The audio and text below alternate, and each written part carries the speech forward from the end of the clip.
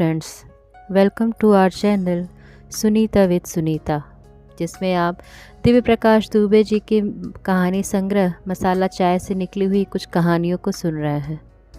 पिछली कहानी विद्या कसम को आपने इतना प्यार एवं दुलार दिया, उसके लिए बहुत बहुत धन्यवाद। उम्मीद है हमारी आने वाली कहानियों को भी आप ऐसे ही सराहेंगे। हमारी आज की कहानी है जीवनशादी.com। मेरी उम्र बहुत ज़्यादा नहीं थी, यही कोई 27-28 के बीच में थी। कम से कम मुझे अपनी उम्र तो ज़्यादा नहीं ही लगती थी। जिस लड़की से पिछले 5 साल से प्यार करता था, उसकी अभी 6 महीने पहले ही शादी हो गई। साथ घूमना, शॉपिंग करना, फिल्में देखना, कभी कभार साथ में रुक जाना, कभी कभी बहुत नाराज़ हो जाना, जैसा कि आजकल के लड़के लड़कियां प्यार में फ़ील करते हैं, वैसे ही फील करते करते उसके साथ 5 साल बीत गए, पता ही नहीं चला। नहीं, ऐसा कोई रिग्रेट नहीं है। We had a good time. उसे भी कोई रिग्रेट नहीं था। बेसिकली वो अपने शादी को लेकर शुरू से ही बहुत एक्साइटेड थी, वो चाहे मुझसे होती या फिर किसी और से। जाने से पहले उसने वही बोला जो हिंदुस्तान की करीब करीब हर लड़की बोलती है, अपना ख्याल रखना और शादी में पक्का ज़रूर बुलाना, और प्रॉमिस करो कि तुम भी जल्दी शादी कर लोगे, और हाँ, मेरी शादी में आप पक्का आओगे ना। ये ऐसी बात है जिसका कभी कोई सही जवाब हो ही नहीं सकता सिवाय हाँ हो के। तो मैंने भी यही कहा। आखिरी बार उसके होठों पे अपने निशान छोड़े। अपने होठों को उसके निशान लेकर हम एक दूसरे के कान में आखिरी बार लव यू और लव यू टू बुदबुदाया। कायदे से घर आकर मुझे उस दिन खूब दारू पीनी चाहिए थी, लेकिन ऐसा कुछ मूड किया नहीं। बस थोड़ी देर तक लैपटॉप पर उसकी फ़ोटो देखता रहा। मैं चाहता तो हमारी शादी हो सकती थी, लेकिन मुझे इतनी जल्दी शादी नहीं करनी थी, और वो इससे ज़्यादा नहीं रुक सकती थी। इसके बाद मेरा रूटीन बहुत नॉर्मल हो गया था। ऑफिस से घर, घर से ऑफिस, वीकेंड पर 1-2 दोस्तों के साथ मूवी देखना, घूमना फिरना। फ्रेंड के थ्रू उसके ऑफिस की 1-2 बंदियों से भी मिला जो उन दिनों सिंगल थी, लेकिन जो मिली मैं उनकी बातें झेल नहीं पाता था। इधर घर वालों का प्रेशर बढ़ता जा रहा था कि मैं शादी कर लूँ। मम्मी से जब भी फ़ोन पे बात होती तो सिवाय इसके कोई बात ही नहीं होती कि फ़लाने अंकल की बेटी का रिश्ता आया है। ढीमा के रिश्तेदार के थ्रू बड़ा ही अच्छा रिश्ता है, लड़की भी आईटी कंपनी में ही नौकरी करती है। मुझे किसी भी लड़की से शादी के लिए मिलने का मन ही नहीं किया। घर वाले भी साल 6 महीने कहते कहते थक गए। एक दिन अपनी ईमेल चेक कर रहा था तो देखा कि मेरी बहन ने मेरी प्रोफाइल मैट्रिमोनी की साइट पर बनाकर मुझे उसका यूज़र नेम और पासवर्ड भेज रखा है। गुस्से में मैंने उसको फ़ोन मिलाया तो उसने मम्मी को फ़ोन थमा दिया। मैंने बता दिया कि मुझे अभी शादी नहीं करनी। ये सब क्यों कर रहे हो मुझे बिना बताए? और प्रोफाइल बना ही दिया तो कम से कम फ़ोटो तो अच्छी लगानी चाहिए थी। वेबसाइट से शादी कौन करता है? इसमें जो लड़कियां हैं उनका कोई भरोसा है? तो बहन बोली कि वैसे भी जो रिश्ते आ रहे हैं उनमें भी लड़कियों का कौन सा बड़ा भरोसा है। 8% इंडिया अब मैट्रिमोनियल साइट से ही शादी कर रहा है बेटा। बहन ने फिर ये भी बताया कि पेड अकाउंट है, इसमें लड़कियों से चैट भी कर सकते हैं और उसके नंबर भी देख सकते हो। मम्मी ने भी बताया, अरे अब पहले जैसा नहीं है रे बंटू। पहले तो हम लोग समझते थे कि अखबार में वही लोग अपनी बेटी की प्रोफाइल देते हैं जो ओवर एज हो गई हैं, लेकिन आजकल का यही तरीका हो गया है। मम्मी भी आए इस नए चेंज को देखकर अच्छा लगा। कम से कम बहू कहीं से भी आए, सास तो अप टू डेट है। बात आई गई हो गई। अगले 2-3 महीने मैंने कभी अपना अकाउंट नहीं खोला। मम्मी ने बहन के साथ बैठकर रोज़ मेरे लिए लड़कियां देखना शुरू कर दिया। ऐसे वेबसाइट से लड़की ढूंढना ख़ानदान में पहली बार ही हो रहा था। मम्मी बताने लगी कि यहाँ से रिश्ता आया है, वहाँ से रिश्ता आया है। अगले 1 महीने में कुछ 5-6 जगह मम्मी की रिश्ते की बात लेकर सीरियस होने लगी। मम्मी का स्टैंड क्लियर था, उनको एक लड़की ढूंढ लेनी थी, और मेरा भी स्टैंड क्लियर था कि कोई भी लड़की आए, मुझे अभी शादी नहीं करनी। मैं और मम्मी दोनों अपने अपने स्टैंड पर टिके हुए थे।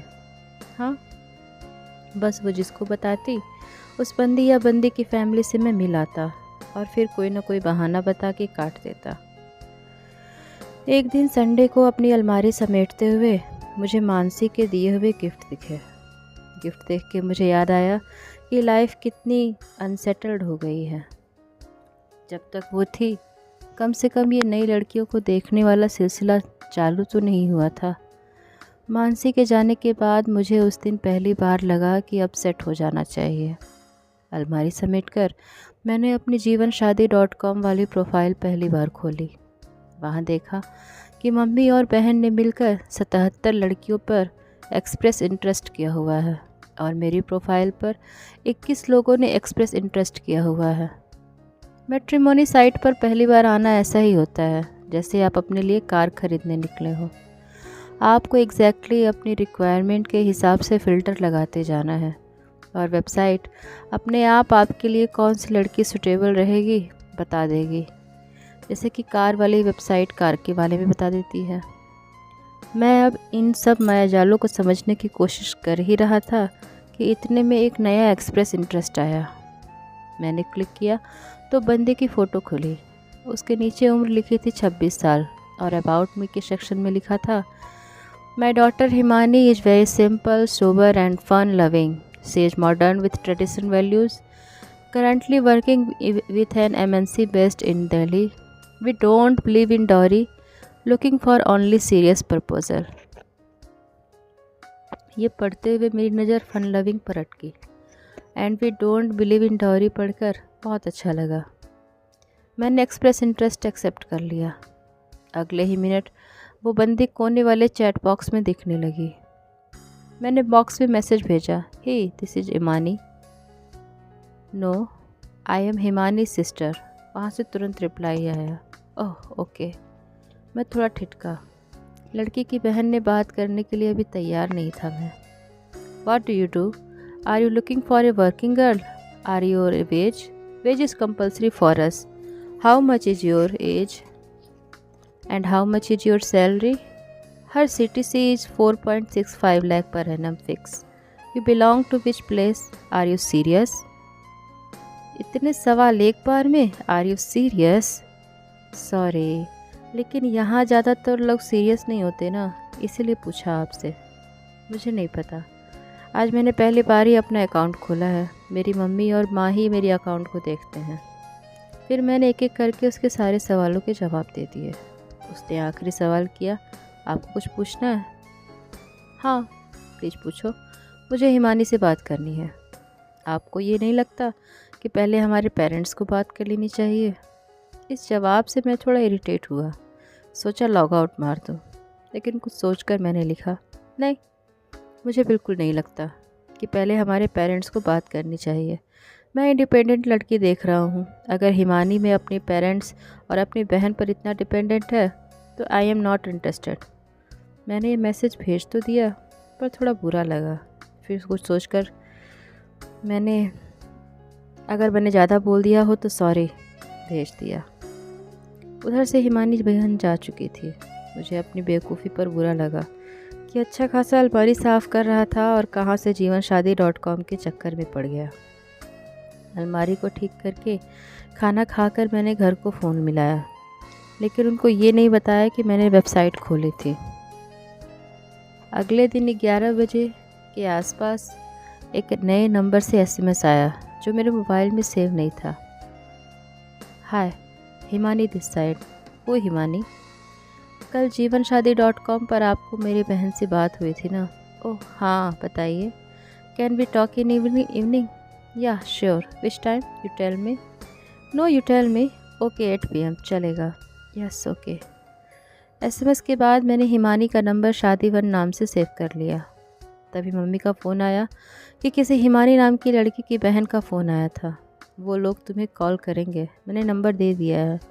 वे बता रहे थे कि वेबसाइट पर उनसे तुम्हारी बात हो चुकी है। ये बोल के मम्मी मुझ पर हंसने लगी। चलो मन तो हुआ तुम्हारा। मम्मी से बात करके मैं ऑफिस के काम में बिजी हो गया, लेकिन दिन में शाम के 8 बजने और से पहले 4-5 बार घड़ी देखा कि कहीं 8 तो नहीं बज गए। मैं घर के लिए थोड़ा जल्दी निकल दिया ताकि फ़ोन आए तो ट्रैफिक में फंसा हुआ ना मिलूं। घर पहुंचकर 8 बजने का इंतज़ार करने लगा। ठीक 8 बजे ऑफिस से किसी का फ़ोन आ गया। मैं बात कर ही रहा था कि इतने में शादी वन का कॉल मिस हुआ। मैंने अपना ऑफिस वाला फ़ोन काटा तो एक एसएमएस पड़ा था, it's okay if you are busy we can talk later. मैंने एसएमएस भेजा, no it's okay should I call now. इसके बाद शादी वन का कॉल आ ही गया। फ़ोन उठाने से पहले मैंने अपने कमरे का दरवाज़ा सही से बंद किया और पंखा भी आवाज़ करता हुआ लगा पहली बार, उसे भी बंद कर दिया। फिर कॉल उठाया। हाय मैंने कहा। हेलो उसने कहा। So how was the day, मैंने बात शुरू करने के लिए पूछा। बड़ा अजीब हो जाता है ऐसे किसी बंदी से बात करना जो आने वाले कल में आपकी बीवी हो सकती है। आपको पता होता है आपको शुरू तो जीरो से ही करना है, लेकिन इस बार आपको जान पहचान से दोस्ती वाली और दोस्ती से प्यार वाली सीढ़ी पार नहीं करनी।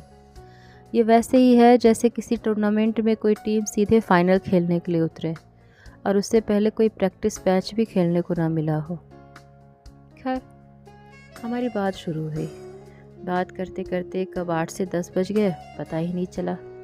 मानसी के जाने के बाद से उस दिन पहली बार मैंने 2 घंटे तक फ़ोन पर बात की थी। दुनिया भर की बातें हुई। मम्मी ने उसको मेरा घर का नाम बंटू भी बता दिया था। बातों से तो वो बहुत बिंदास लगी, बिल्कुल modern with traditional value type. Phone रखने से पहले उसने कहा, मुझे एक बात बोलनी है जिसको बोलने के बाद शायद आप मुझसे बात करने से मना कर दो। बात तो बोलो। एक्चुअली कल वो चैट पर मेरी बहन नहीं थी तो I am sorry for this, लेकिन वेबसाइट का कोई भरोसा नहीं होता ना, एक से एक लफंगे मिल जाते हैं। एक बार तो शादीशुदा बंदा बात करता रहा, बहुत झेल चुकी हूँ, इसलिए ये करना पड़ता है। I hope you we don't mind this.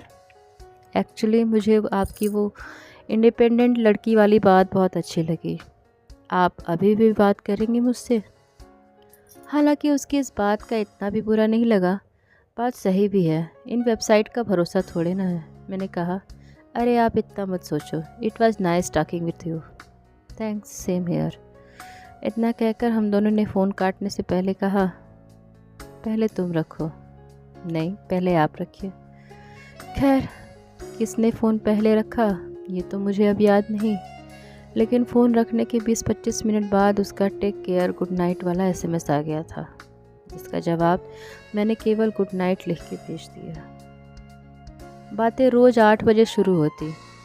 शुरू में 2-4 दिन 10 बजे तक बातें ख़त्म हो जाती थीं और हफ्ते भर में ही फ़ोन पे 12 बजने लगे। इस दौरान मुझे मानसी की याद कभी नहीं आई।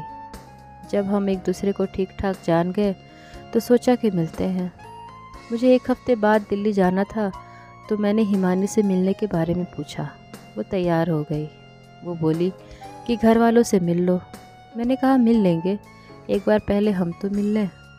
उसने अपने घर पे बताया नहीं कि वो किसी लड़के से मिलने जा रही है और मैंने भी अपने घर पर नहीं बताया कि मैं दिल्ली में किसी लड़की से मिलूँगा। आपने किसी तस्वीर को कितनी बार देखी हो, लेकिन सामने वाला बंदा या बंदी की शक्ल बिना मिले साफ नहीं होती। फ़ोन पे बात करते हुए हम दोनों को एक दूसरे का धुंधला चेहरा ही दिखता था। पहली बार मैं किसी लड़की से उसके घर वालों के बिना शादी के लिए मिल रहा था। हम सुबह 11 बजे राजीव चौक पे मिले। मिलने के बहुत देर तक हम एक दूसरे की तस्वीरें पूर्ति करते रहे, जो कि वेबसाइट से थोड़ी सी अलग थी। आप तो बिल्कुल भी वैसे नहीं दिखते, हिमानी ने थोड़ा चौंकते हुए कहा। आप भी वेबसाइट से बुरा लगता हूँ क्या? अरे नहीं नहीं, बिल्कुल नहीं, उससे तो बहुत अच्छे लगते हो आप। और मैं वेबसाइट वाली जैसे फ़ोटो जैसी लगती हूँ ना? नहीं बिल्कुल नहीं, उससे भी बहुत अच्छे। दिन भर कभी यहाँ कभी वहाँ घूमते रहे। उसने मुझे अपने कॉलेज का कैंपस दिखाया, कई सारे जॉइंट्स दिखाए जहाँ जहाँ वो अपने फ्रेंड के साथ आती है। शाम तक घूम के हम बहुत थक चुके थे। फिर हमने कोई फालतू सी मूवी का टिकट लिया और हॉल में आकर बैठ गए। टिकट मैंने बहुत दिनों बाद लिया था, लेकिन मानसी वाली आदत छूटी नहीं थी, साइड कॉर्नर वाली आदत। मूवी के दौरान भी हमारी बात होती रही, लेकिन वो पहली बार मेरे इतना क्लोज थी। फिर भी मेरी हिम्मत नहीं हुई कि मैं उसका हाथ भी पकड़ पाऊँ। थोड़ी देर बाद जब हमारी बातें ख़त्म हो गईं तो उसने पता नहीं कब अपना सर मेरे कंधे पर रख दिया और मेरा हाथ पकड़ लिया। बहुत दिनों बाद मानसी की याद आई। मूवी ख़त्म हुई। उसके बाद मुझे सीधे एयरपोर्ट निकलना था। वो भी आई साथ में। फ़्लाइट के टाइम से पहले वो एकदम चुप हो गई, कुछ बोल ही नहीं रही थी। जब वो कुछ बोल नहीं रही थी तो मुझे लगा कि हाँ, ये बंदी अच्छी है, इससे शादी कर लूँगा तो बहुत अच्छा लगेगा। मैंने सोच लिया था कि जाते ही मम्मी को बोल दूँगा, हिमानी के घर वालों से बात कर ले। एयरपोर्ट के अंदर घुसने से पहले न तो वो कुछ बोली न मैं कुछ बोला, बस पलट के थोड़ा सा आगे बढ़ा कि उसने पूछा, अब कब आओगे आप? ये सुनकर मैंने उसके पास आया और उसके माथे को अपने होठों से हल्का सा गीला करके बोला, बहुत जल्द। इसके बाद शायद वो लव यू बुदबुदाई और मैं लव यू टू। दिल्ली मुझे बिल्कुल भी पसंद नहीं, लेकिन उस दिन दिल्ली से जाने का मन ही नहीं कर रहा था। मैं थोड़ा और आगे बढ़कर एक बार और लौटा तो वो मुस्कुराई और बोली, अब बस जल्दी जाइए वरना मैं रो दूँगी। इतना बोलकर वो रो भी दी। मैं पूरे रास्ते हिमानी के बारे में सोचता रहा। कई दिनों बाद बहुत अच्छा लग रहा था। एक दिन की यादें ही तो थी अभी तक हमारे पास, लेकिन पता नहीं क्यों बार बार ऐसा लग रहा था कि हम एक दूसरे को बहुत दिनों से जानते हैं। इससे पहले कभी भी किसी बंदी से मिलके इतनी जल्दी मेरी केमिस्ट्री मैच नहीं की थी। हिमानी के साथ भी शायद इसलिए क्योंकि हम शादी के लिए मिल रहे थे। शायद ऐसा हर लड़के के साथ होता होगा जब वो शादी के लिए किसी लड़की से मिलता होगा। मुझे कई बार फ़र्क नहीं लगता आजकल की लव मैरिज और अरेंज मैरिज में। दोनों में ही लड़का लड़की एक दूसरे को अच्छे से जान चुके होते हैं। अब पहले वाला हिसाब किताब तो है नहीं कि लड़के लड़कियां सीधे शादी में एक दूसरे को पहली बार मिल रहे होते हैं। अरेंज मैरिज में लड़के से ज़्यादा लड़के की बहन और उसके जीजा वगैरह इंटरव्यू ले चुके होते हैं लड़की का, और वही लड़के के साथ भी होता है। कई बार लड़की से ज़्यादा लड़की की सहेलियां और जीजा इंटरव्यू ले चुके होते हैं लड़के का। हाँ, जीजा दोनों साइड से कॉमन रहते हैं। हिंदुस्तान में जीजाओं का इज्जत का पैमाना ही यही है कि ससुराल में कोई भी शादी हो, तय होने से पहले उनकी राय पूछ ली जाए।